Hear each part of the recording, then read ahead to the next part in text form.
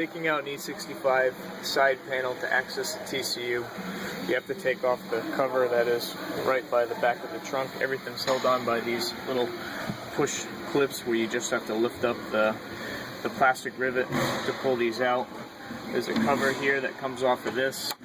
You have to unscrew these two screws, and then you can go ahead and pop it up from the bottom.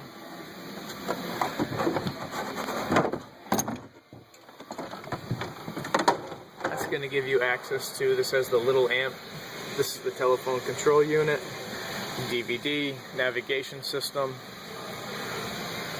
and it's a TCU that's causing the erratic operation. This is where you would jump out the most bus with a fiber optic loop right here.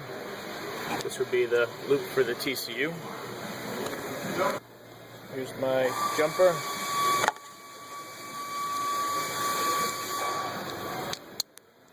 Just pop that on like that. Interestingly enough, the popping had stopped when the TCU had been jumped in the past. But double checking everything, it's still popping from the right side speaker. So that makes this more likely that this is, and even with the radio,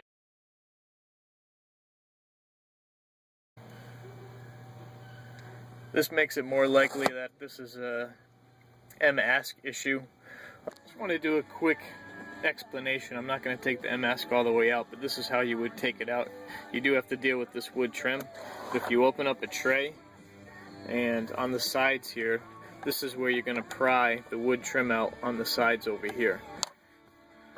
So you can get in there at an angle by pushing the tray in, and actually get in there either with a plastic pry tool or even a metal one, and you want to pry on the inner point. You could do it at the top tray or at the bottom tray from the inside, and then you have to pop out both the left and right side panels, and that'll give you access to get underneath to pop out the wood trim for the M-ASC replacement. This actually ended up being all the radio as the issue. So even with the TCU and the navigation system jumped, it still does the popping from the side speaker, which is controlled by the M-ASC.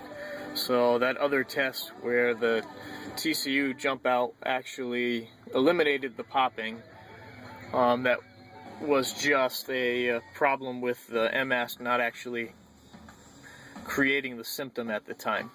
So this needs a radio replacement, which makes a lot of sense since the front speakers are controlled by the radio, and our main problem is in the front speakers.